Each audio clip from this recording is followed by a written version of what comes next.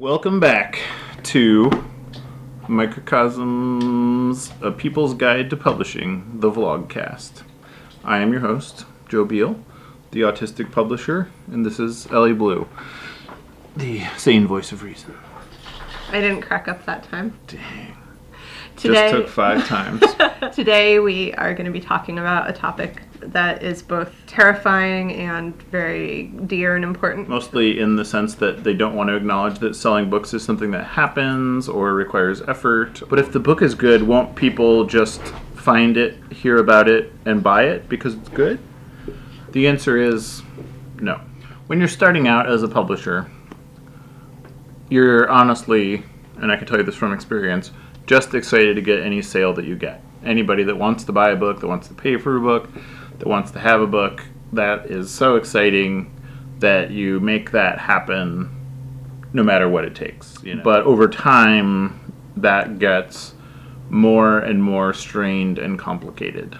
You start to realize that, like, maybe you sell a book for $10, and what's your profit from that sale? And what's your cost from that sale? And then you start to look at how much you take to get that sale, especially if you're selling like one book to one individual, or if you're selling, 10 books but at like a 60% discount or something.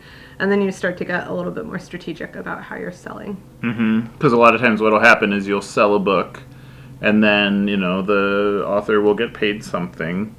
All of the people that handle the book, like the post office, gets paid something.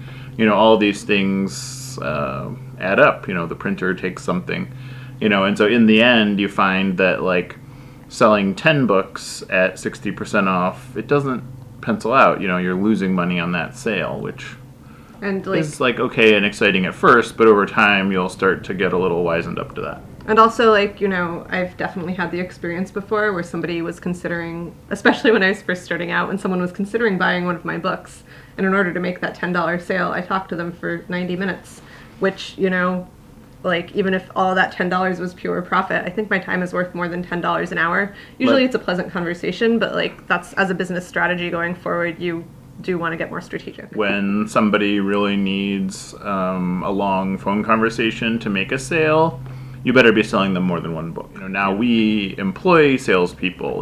We have a staff that does nothing but sells books. They're doing a lot of cold calling. They're doing a lot of conversational relationship building with the stores. There is sunk time into that, obviously. But, they're selling more than one book. They're normally building a relationship, and, normally the initial order will be dozens, if not more than dozens of books. That is, economizes it much better. So one of our salespeople, very smart person, Christine Anstein, came up with a metric for determining how much effort to put into, how much effort to put into sales relationships, and she calls it the Q metric. Christine, bless her heart and brain in this case, is very averse to her image appearing on the internet. So we will present her very good idea on her behalf, since she is not a I'm going on the internet kind of vlogcaster like the three of us. The queues system began with the retailer Quimby's. There's 2 aspects to the queues. The first aspect is the average order of Quimby's is 1 queue. So, if their average order is $250 or $700 or, whatever it is, that is 1 queue. So that's the baseline by which all other retailers are judged. Are you listening, Quimby's? You are the baseline. But that's not all that goes into a sale. Much of it is how much time goes into that, But it's not just time, because there's so many other factors into that sale. Morale is a big one that people often forget about. I think of the second aspect of the queue as pain in the ass, Yeah. How much are you having to work for this sale? Does our warehouse have to re-sticker the books?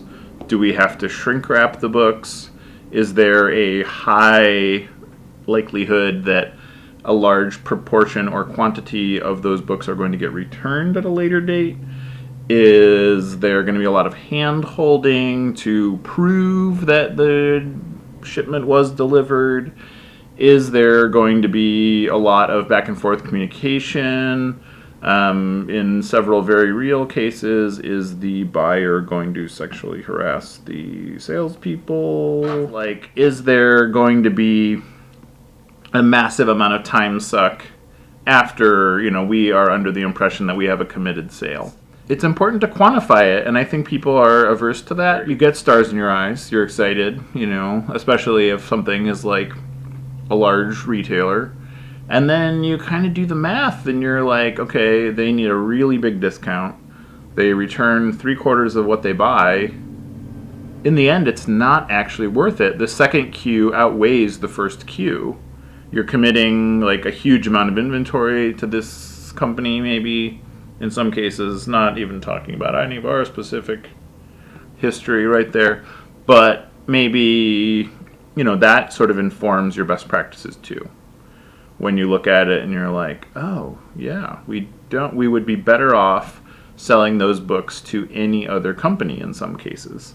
And so that is, so Q1, you want that to be a high number. Q2, you want that to be a low number. You can think about Q2 in terms of time, but it is also sort of more than time. You'll have some retailers that you get one really big order, and then every order you ever get from them after that is like $40. Maybe figure out what made that big one go in the first place. But it's kind of a puzzle sometimes to like maybe your books just aren't right in their store is another thing. So how do you use the queue metric once you've determined it? Like if you're like, hey, this store has way higher queues than this other store, which means they're better customers essentially. Would you stop selling to the store with the lower queues, or is there like a threshold that you won't go below? Well, you want the queues to line up. So if queue number 1 is 3, but queue number 2 is 10, it doesn't actually make sense. Like Quimby's is 1, It's and 1 everything over else 1. Right. So which simplifies to 1. So if you have one that's 3 is too over much 10, you're at a loss. So it's the ratio. It's the Q ratio. Q ratio.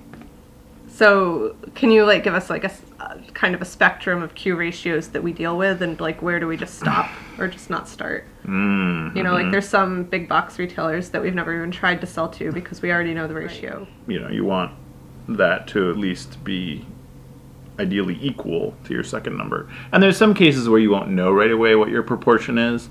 Because it's like what happens is you get a very substantial purchase order and you get excited, and then you find out 9 months later as you get 100 copies returned. For example, like Walmart and Costco and Target are sort of notorious for that, especially for small publishers where people get really excited to get placement there, and then once you find out what that actually looks like in practice, it's not going to make sense.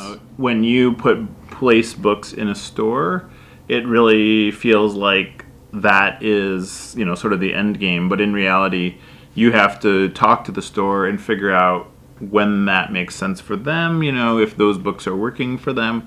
And the other wisdom that I got from Christine is she says, I don't care about the first order from somebody. I care about the second order, and then I count down how much time was between their first order and their second order, because that is what tells me everything I need to know about that customer. Yeah. Your end game is never selling books to a store. Your end game is getting books in front of the reader. Mm-hmm. And that's what we try to really focus on here is the stores are our customers, but the readers are truly our customers. And so the stores are like the intermediaries there. Mm-hmm.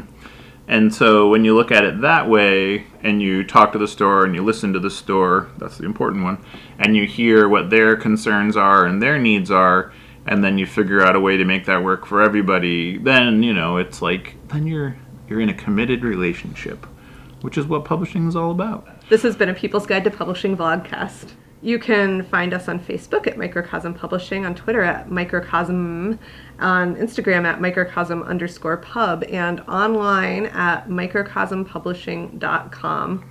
If you're old school. If you're new school, it's microcosm.pub. We have a short link.